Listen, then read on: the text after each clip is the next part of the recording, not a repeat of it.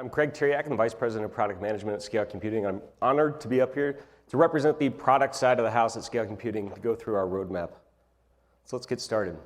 As a backdrop for the discussion today, there are really three main themes. Jeff spent a lot of time on the first one here. I lightly titled it Market Disruption, but VMware's acquisition by Broadcom is what I'm talking about here. Giant acquisition, left thousands of partners, thousands of customers really in the lurch looking for an alternative solution for their virtualization needs. The second major theme that we're going to talk about here today is what I call the rise of the intelligent edge. Now, Jeff touched on this as well. So it's AI, machine learning, computer vision types of workloads, AI inferencing. We're generating a whole lot of data, but actually bringing intelligence to that data out at the edge of the network. This trend, according to Gartner, by 2026, greater than 50% of edge computing deployments are going to involve some form of machine learning, up from about 5% just 2 years ago. And then the third major theme that we're going to talk about here today is what I call the rise of containerization. By 2028, 80% of custom software running at the edge will be deployed in containers, up from 10% last year. Containerization adoption is being driven based on the ease of really portability that software developers see, the efficiency of containers, the efficiency of the resource utilization of containerization, and the way that it fits into a CI/CD pipeline. And we're going to talk about that. But before I get into the major themes here, let me start by this one right here. On market disruption, you'll see the theme of this in terms of what we're doing with the roadmap is all about empowering our partners to capitalize on the market opportunity that exists out there for all of us in this room. But really, we would not be able to capitalize on this if it weren't for everyone here in the audience. I know we have a great product. I'm so proud of the product we build. I'm so proud of the best ever experience we give our customers with our support team in the back here today. We have a fantastic product, but if it weren't for our customers and our partners going out to sites like G2, going out to Trust Radius, going out to Gartner Peer Insights, and telling the world that the product is easy to use, that it's easy to set up, it's easy to administer, the quality of our support is higher than anyone else in the industry, we would not have an opportunity that we have in front of us today. So thank you all. Now, there are a ton of what I'll call quality of life improvements that you can expect out of the product over the next year. I'll just list off some of them, and then I'm going to go through the three major themes that we're going to do to empower our partners to take advantage of this market opportunity. Some of these quality of life improvements are things like being able to copy and paste into the console within HyperCore. I'm going to pause after every sentence here then, because I think you're going to love this. The second thing I'll talk about is a list view of workloads within HyperCore. Now, being able to delete replication targets within HyperCore, having visibility. You don't have to clap at everyone, but I do appreciate it. The ability to actually see the affinity rules. We've had affinity in the product for a long time now. It's in the API, but we're bringing visibility in that into the user interface, and things like node maintenance mode. And these are all things that I think a pragmatic buyer coming from a company like VMware, a product like VMware's, to HyperCore is going to expect. And so rest assured, we are addressing these types of gaps. But I think the things that we're going to talk about here today in the scope of this conversation is the roadmap related to three major themes that are going to empower our partners to take advantage of this market opportunity. The first one is expanding the HCL, as Jeff mentioned earlier. Kind of expanding the hardware options that we have available as well as the configurations that we support. We're going to talk about a seamless migration of workloads from products like VMware and others onto the HyperCore platform. And then we're going to talk about how we help our partners position the secure nature of SE platform in these types of use cases. So let's begin with the HCL side. SE platform has long provided what I would consider really the best experience that customers can have with the configuration options that we support. We were first to market with a single node system maybe 5+ years ago. We allow customers to have replication pairs where you have manual failover between two nodes side by side. We, of course, support 3+ node clusters where you can mix and match storage types, you can mix and match generation types of CPUs, a lot of flexibility out there. We're going to be augmenting that to introduce 2-node support where we will have a local physical witness that sits on premises right next to 2 scale nodes. It's going to provide all of the high availability, all of the rolling updates that you'd expect out of a 3+ node cluster, but at the total cost of ownership of just those 2 nodes. So I'm really excited to bring that to market. And by the way, this 2-node configuration, you'll be able to scale out from those 2 nodes to 3, 4, 5 plus nodes, which is very unique in the market. To further empower our partners to attack this market, we're going to be introducing a whole slew of options around GPU. First of which I'll introduce here today, which is the HC3450FG. Those of you that are familiar with the HC3400 platform recognize this as an all NVMe based platform, and we're going to be bringing in the market leader in GPU, NVIDIA, into this product with the L4. Now, Chris Neitzold has a presentation later this week. Actually, I have not seen him yet this morning, but I saw some of his crew back in the back earlier. Those of you who know him as Jones is going to be going through the entire hardware roadmap, and he's going to talk about this in more detail, as well as a few other things in the portfolio. And I think in his presentation, you're going to see two major themes. The first one is a refresh to the product line, so kind of using the latest, greatest of Intel CPUs out there, and making sure that we're filling in the gaps for the existing portfolio that we have. And then also expanding the breadth of options that we have for our customers even beyond those families that have been defined so far. One of the ones I think I'm most excited about is what's called the HE250. And as the name implies, this fits right between our HE100 product and our HE500 product. It's a small form factor.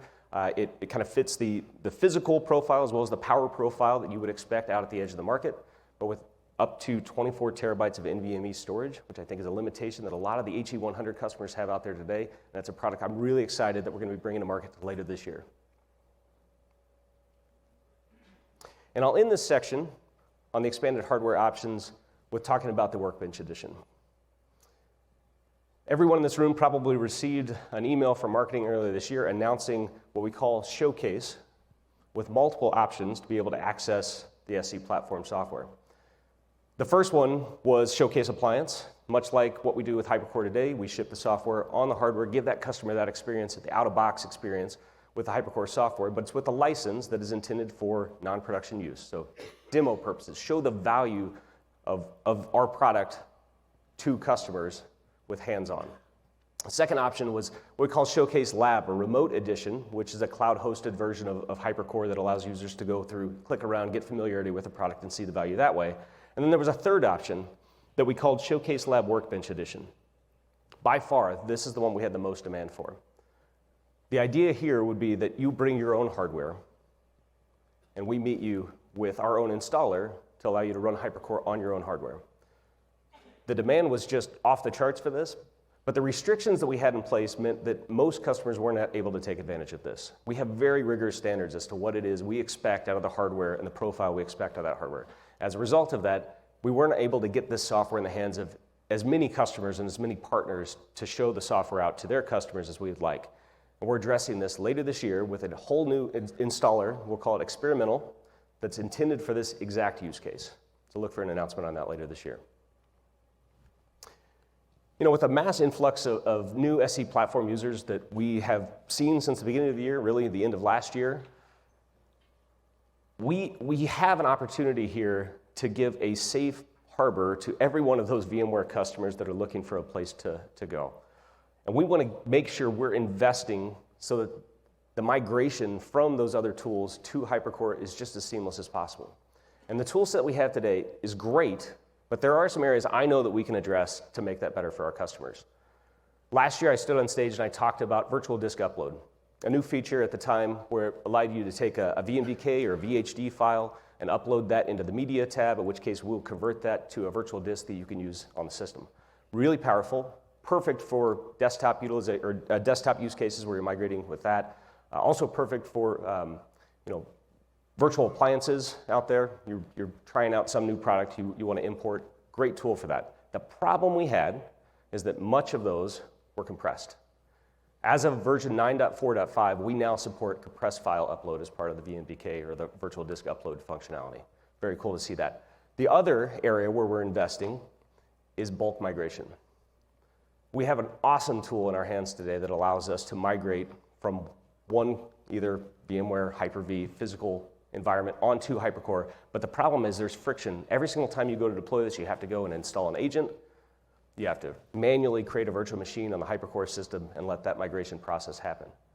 Look for an update later this year from us that's going to allow our customers a completely frictionless experience for migrating workloads in bulk. And I was talking with a customer last night. 183 workloads migrated over 2 months with the current tool, absolutely thrilled with everything about that. In the back of my head, I'm thinking, we can make this better. I know we can make this better. So look for an update on that.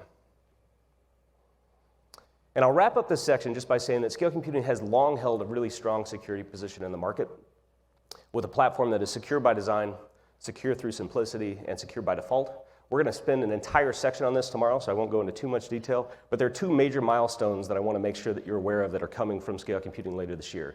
The first one is we will be announcing our SOC 2 Type 2 audit results later this year, followed by the globally recognized standard of ISO 27001. Okay, let's shift from the market disruption opportunity that we see out there in the market to the rise of the intelligent edge and what we're going to do to empower everyone to take advantage of this. Really, the theme you're going to see here is we're extending our leadership position in the edge management and orchestration space. The first thing we're going to do is enable AI machine learning workloads on the system. We're going to enhance our fleet monitoring capabilities built into the SE platform. And we're going to extend the functionality that we have built into zero-touch provisioning to the entire node lifecycle. Let's dig into each of these. First one, AI. AI is by far the number one workload that is growing out at the edge today. A lot of what Jeff was talking about with the innovation that you're going to see in the market is going to be done with AI-enabled workloads, machine learning-enabled workloads. The compute capability that we have in CPUs today is not enough to be able to power those workloads. And so much, not anybody here is surprised here, when we introduce, and I don't know if I even said this, the HC3450FG pre-sale this quarter. When we introduce this product to market with GPU in there, we're doing that with NVIDIA GPUs, the market leader in GPUs. But what I didn't talk about in the introduction of that product is the implementation of that. We're actually using a technology called SRILV, Single Root I/O Virtualization. This is a standard that allows us to make use of not just that L4 GPU and the 3450FG, but the whole portfolio of NVIDIA GPUs, as well as AMD and Intel and anyone else who has built to this standard. And it's not just GPUs. We see a whole opportunity in the direction of where hardware is going with this around things like DPUs, neural processing units, specialized accelerators, and that's really where we think the market is heading. And so our implementation of this allows us the flexibility to go after that as this market changes as rapidly as we're seeing today. Historical reporting. I'll pause here for applause. Historical reporting is one of the things we have heard from our customers since day one with announcing our HyperCore system, back then HC3, HyperCore today. To further extend our leadership position in the edge management orchestration space, we are introducing historical reporting. And on stage tomorrow, Taylor Like, our senior product manager over the Fleet Manager product, is going to be demonstrating this in production for all of you. The use cases we're targeting with this are troubleshooting application issues, balancing workloads across nodes to optimize CPU utilization, predicting infrastructure lifecycle changes with way more precision than we've ever had in the past. And I think what's really cool about this feature is that not only is it providing value for what last year we would have stood on stage and called the distributed enterprise and edge computing, it's providing value for every one of our customers. If you've got one cluster under management within your fleet, this provides value. If you're an MSP with tens or hundreds of clients, this is providing value. So I'm really excited about this. But let's be honest, extending the fleet monitoring capabilities of Fleet Manager is great, but observability within the UI, we can't limit ourselves to that, which is why we're introducing a Fleet Manager API. And when launched, this is going to provide all of the Fleet Manager data on demand from a single source. And as Jeff talked about in his presentation, innovation really is key. And what I love about this feature is that it's going to unlock innovation from our partners, from our customers, from our ecosystem to be able to make use of the data that we're gathering there within Fleet Manager. So things like integrating conditions into service and ticket management systems such as ConnectWise becomes a possibility. Pulling data and reporting into other tools, third-party tools to do analysis becomes available to us. Integrating the node and cluster data into asset and inventory management systems becomes available. And even some of the cooler, actually I think Dave Dimlow is going to be doing some demonstrations maybe later today on Red Hat Ansible and our collection there. Being able to have a dynamic cluster inventory that's driven based on Fleet Manager data becomes available. And I'll end this section on the Fleet Manager fleet monitoring piece really on how we're also going to introduce a new service that Derek is going to talk about later this week around proactive fleet monitoring. Proactive fleet monitoring, again, go into more detail under the services, new offerings, and roadmap presentation, but at the highest level, we will be proactively reaching out to the customers that have this service anytime there's a critical condition in their environment that requires our attention. So instead of the reactive mode of conditions sending out alerts to customers reaching out to us, we will be monitoring this, and we will reach out to the customer when this exists. Now, the last point within the edge management orchestration space here is all around zero-touch provisioning. And if you recall, those of you that were here last year, I stood on stage and talked about zero-touch provisioning for the very first time, and this new feature that allowed our customers to send their nodes out to the edge of their network without IT resources, without rolling a truck, and letting Fleet Manager configure the entire thing so that it was initialized and ready to operate and run workloads. We're extending that functionality now to the full node lifecycle management. It's kind of the day in that spectrum of lifecycle management. So things like node additions, node removals, and probably the most common, node replacements. So I have some screenshots here we'll walk through. You'll see I've logged into Fleet Manager, and I've pointed to a cluster that has some critical conditions that exist. Data redundancy is degraded. You can see that there's some networking issues and not able to communicate with the backplane, not able to communicate with the LAN side of things. And if you look down at the nodes list, you'll see that there's a node offline.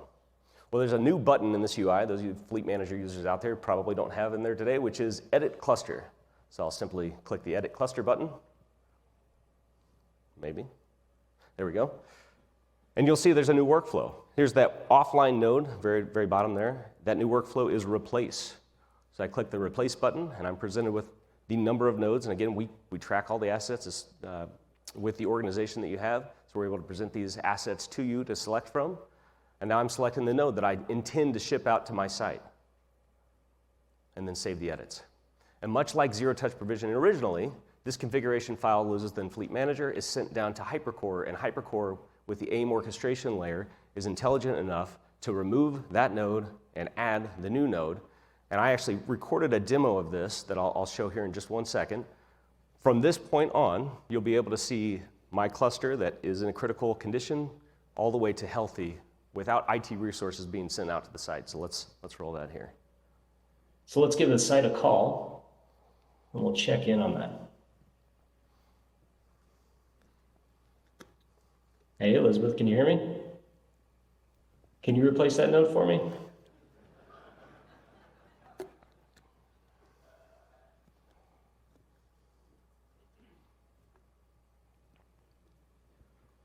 All right, so now that we've got the nodes stood up physically, the configuration file will be sent automatically down to that cluster, and we'll start to see that process take care of itself on its own. And so I'll just keep this user interface up here, and you can kind of see that progress through the steps. And that's it. We have a fully healthy cluster again.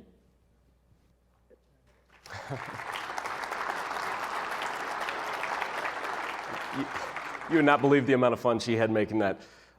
Clearly time-lapsed, and while she is 5 years old, not a technical resource, all around, decreasing the total cost of ownership of the product by making sure that you don't have to send an expensive technical resource out there to the site. So I'm going to end this with the whole section on embracing containerization. So we see the rise of containerization adoption out there in the market. How are we going to embrace this as a company? Now, as I mentioned, modern applications are being developed as containers for their portability, the efficiency and resource utilization, as well as their ability to support continuous integration and continuous deployment practices. And what you see on screen here actually is a developer that has a whole workflow here. They have a single source of truth for what they would consider declarative code. It's set in a Git repository, and then a whole bunch of stuff happens in the CI/CD pipeline, and on the other end, the whole idea here is that it sets off a pipeline that at the very end, the whatever workloads are running on those scale clusters match the single source of truth. And I'll ask the audience one question here. What does the developer care most about that infrastructure? Nothing. Absolutely nothing.